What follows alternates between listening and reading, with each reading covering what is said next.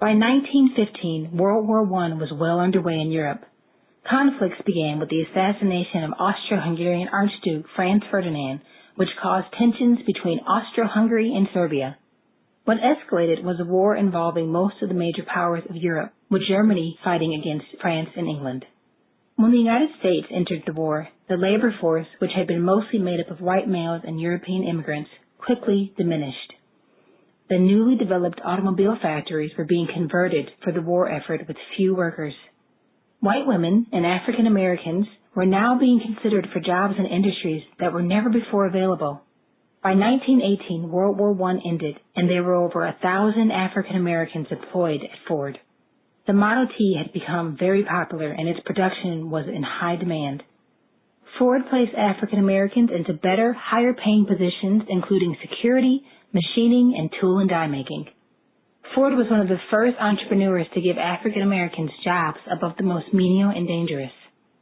James Charles Price was given a salaried position that included purchasing industrial diamonds and abrasives. Though most African Americans continued to work in lower jobs like foundries, James Charles Price paved the way for future African American salaried Ford employees.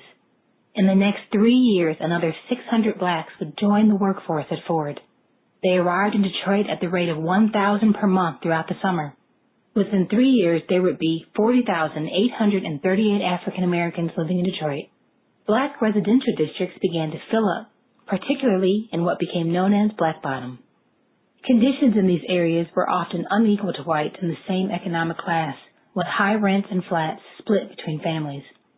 To assist this growing population, the National Urban League sent Forrester B. Washington to establish a Detroit branch. They helped the black community by assisting newcomers who needed housing and jobs and initiated leisure activities.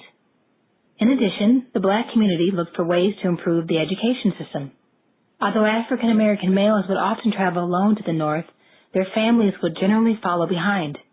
Jobs with the automobile industry allowed African American families to provide advanced educational opportunities for the first time. People were no longer moving just to find work, but also to start a new life, bringing children and starting families. African American children who resided in Detroit began attending Wingert Elementary School. In the next 3 years, they would come to represent 1/3 of the school's population. This demonstrates the amount of growth Detroit's African American community had seen within the past decade. By 1920, Ford continued to be one of the largest employers of African Americans. Beginning in 1919, Reverend Robert L. Bradley Sr. worked closely with Henry Ford to secure jobs for African American migrants in search of work. By this time, Ford also had salaried employees with jobs above the foundry level. Blacks had risen up the ladder to hold more important and successful positions. Over the next few decades, they would continue to play a more active part in Ford Motor Company.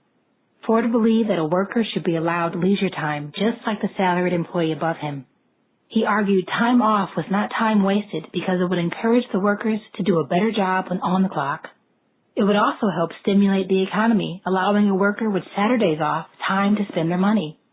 In 1920, John Dancy, president of the Urban League, went to John Dodge and asked him to hire African Americans to help the new population find work.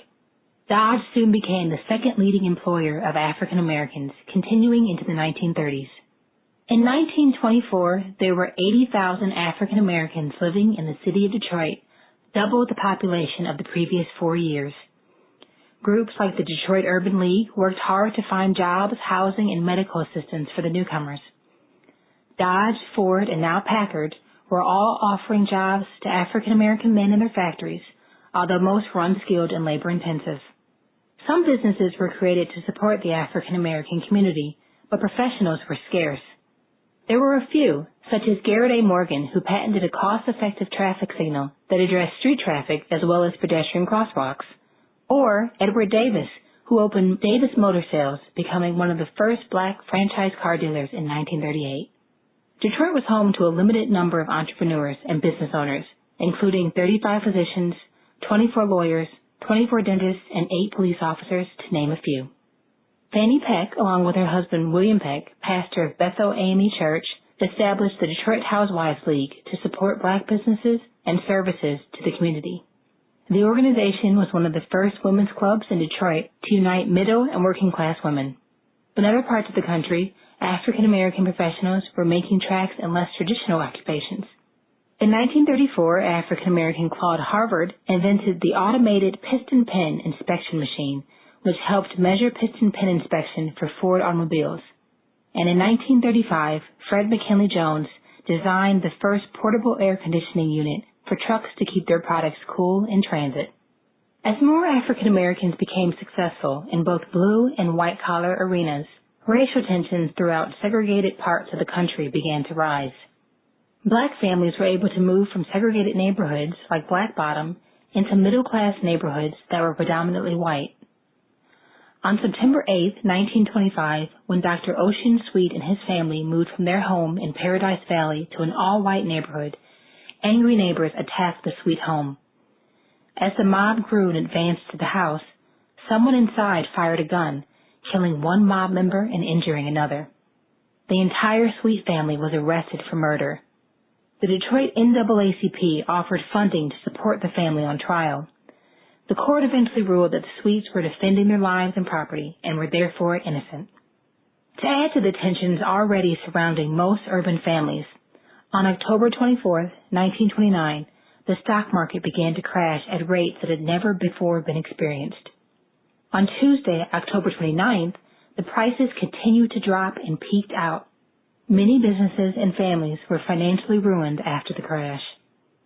African Americans, who were often the first to be fired, were laid off immediately to make room for white employees. Along with World War I, the stock market crash became one of the leading causes of the Great Depression in the United States.